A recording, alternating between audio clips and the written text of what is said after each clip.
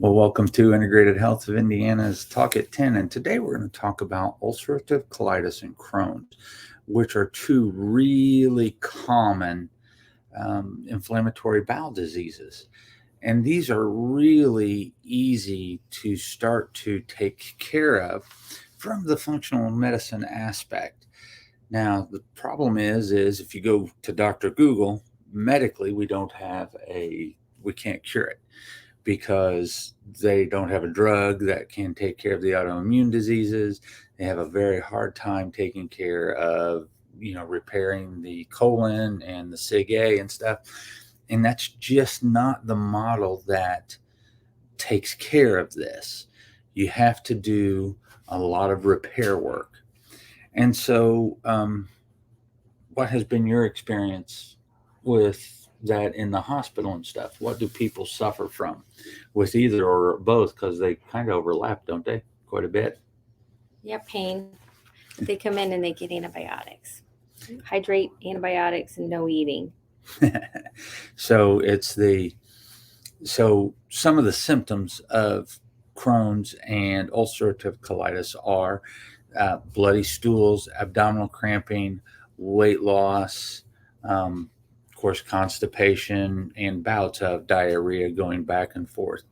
These are all things that you can take care of very easily, but you do have to do some work.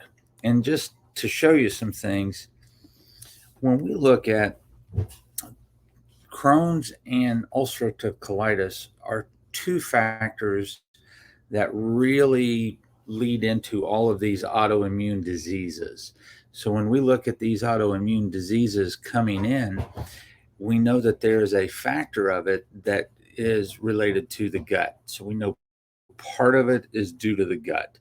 And if you look at that, what it says is 30% of autoimmune risk is genetic. So everybody that says, "Oh, I have diabetes because my dad had it, my grandparents had it, or my mom's got lupus or whatever," there's only a 30% chance that that's going to happen. 70% of this is environmental. And you can also read environmental as lifestyle, because those are where the triggers come from. And so we really, really have to pay attention to the triggers. And that's part of the process of discovery. So when we're going through these things, we want to sit down with you. Good morning, Kathy. Hey, Kathy. We want to sit down with you and figure out what the triggers are. Because if the gut isn't doing well, then what happens to us is the the the wheels fall off the wagon. Um, Hippocrates, and I don't remember if it's Hippocrates or the Orientals, but they all say death begins in the gut. And I want to show you something. If we look at Crohn's disease or celiac disease, which is part of Crohn's, celiac is a little more severe than Crohn's, but it's still an inflammatory bowel disease, and this is the autoimmune component of it. And if you look at our incidence of using glyphosate, so these yellow bars right here, the glyphosate usage, as we see those go up, look at the celiac incidence. It follows right in line. So sorry, celiac incidence, this is the glyphosate line. My bad. Glyphosate line, celiac incidence. So the more we use glyphosate, the more we see celiac disease happening.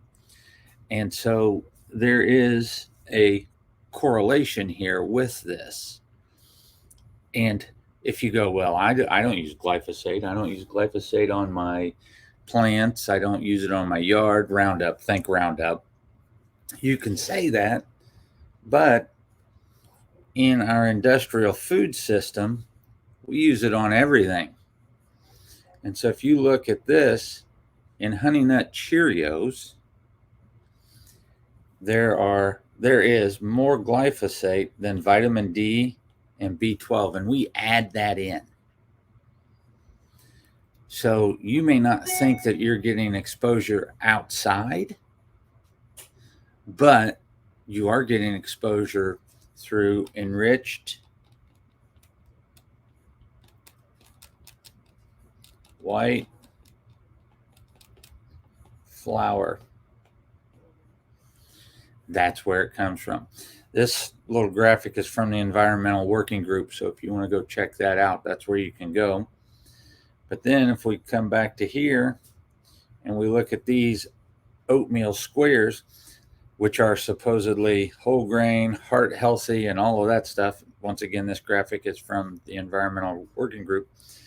Look at how much glyphosate is in that.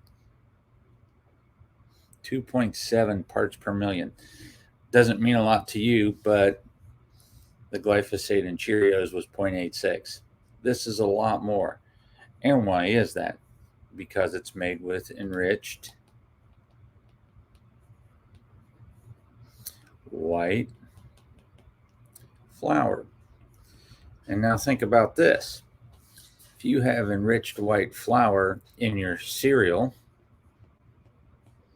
what else do they make enriched white flour? What else do they make?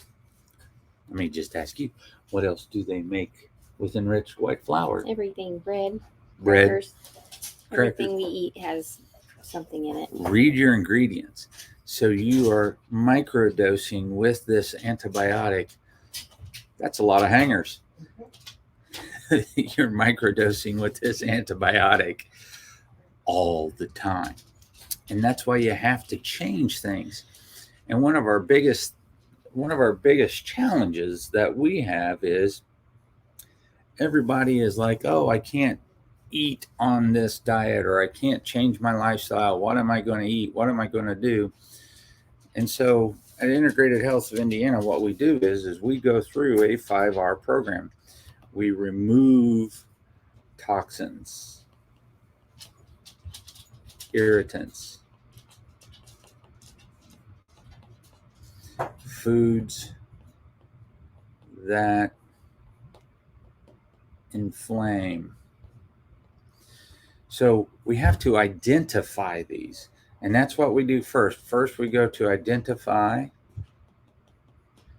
Once we identify, then we start to remove those foods, and then we start to replace those foods with good things, because we know cutting stuff out doesn't work well. So we don't look to cut it out. We look to replace it. We look to substitute. So instead of replace, also think substitute. Then we want to go into the reinoculation. So we want to start to bring in good pre and probiotics, because we want to crowd out the things that are there that are bad. And then we got to repair the gut. So the gut has to be repaired. You have to make sure that your SIG A is intact, because if your SIG A isn't intact, then you're not going to keep the gut healed and whole. And then you have to make sure that you're eating to rebalance everything. And what does that eating look like? Well, that eating looks like this. Lots of colors, lots of different vegetables. Those are potatoes. People are like, oh, I can't eat potatoes. You have to remember, potatoes have good starch in them. The problem is we want to eat potatoes every meal, and we want to fry them, and we want to make sure that they are, drenched in ketchup. So it's not the potato that's bad. It's how we prepare the potato. Mild pork sausage. Here's a lasagna, but rather than using pasta noodles, we used cabbage leaves, and you can't tell the difference. And here is where we did the filling for some peppers up here. And so these things are the things that you do to rebalance this. It takes fiber, and it takes colors, and it takes variety. And Jess, you do most of the cooking. How hard is that? It's not hard. We have fun. And it just doesn't come out of boxes and cans. No, we go to the farmer's market. And what else? I mean, how do we incorporate that into our lives so that it's just a part of our everyday lives? Our food? Yeah. Oh, we just start out in the morning and we take our stuff with us and we set out what we want and we prep it and finish it later. Stick it in the Instapot. Cooks while we are working. And it's not hard. No, and it's so good for you. And so other things that we can use that we can eat. I mean, blueberries are fabulous for the microbiome and creating health and helping with sugar issues. Helps with Alzheimer's too. Yep. Green tea, the EGCG, helps with Alzheimer's, helps with dementia, helps with inflammation. Actually helps with nerve pain. So study on green tea was just as effective as Neurontin in some cases for some people. And it doesn't have side effects of Neurontin. Mm-mm. So there are things that are in nature that give us everything we need to heal. Your omega-3s from salmon, your sulfurs from your cruciferous vegetables. Pomegranates really help the gut. This is a gut food.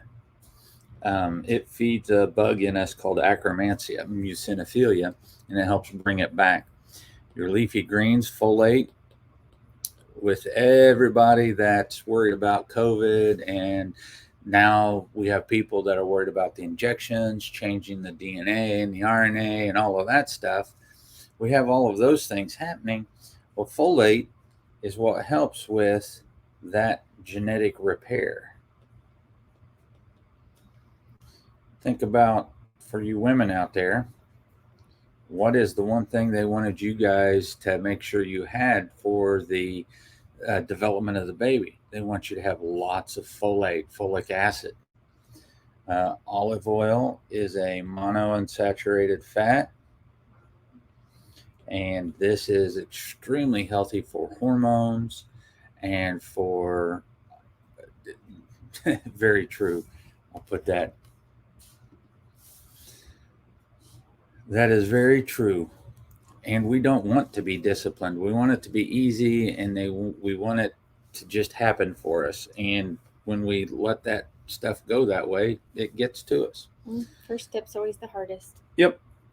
And then you have avocados with fiber and fat. And then you have almonds and cashews. They're another source of fat and fiber. And then seaweed. Seaweed is a good source of iodine and helps with the body. It's so good for your thyroid. Yep. So these are the things that we look at, and that's what we do every day at Integrated Health of Indiana. And so we want to help you heal from the inside out. And if you're changing your diet and you're doing everything that you think you should be doing, well, there's always more that can be done, and we have to go in and we have to start to balance hormones, balance adrenals. There are some of us who, like myself, who for 40 years didn't pay any attention to my health and didn't pay any attention to what I ate and drank, and just thought it was going to be okay until it wasn't. And then it's a lot harder to bring it back than it is to get it to keep. Our dog is saying, hey, we want to go. It wants to go outside, evidently. But those are the things we have to think about. So make sure you subscribe to the Integrated Health of Indiana's YouTube page and start to go through that education so you can lay a foundation.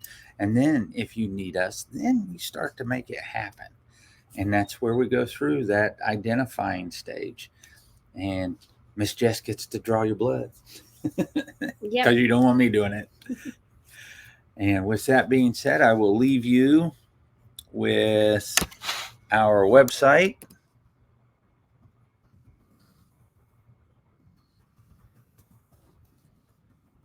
Actually, I need to do the other one. That one's going to go away eventually.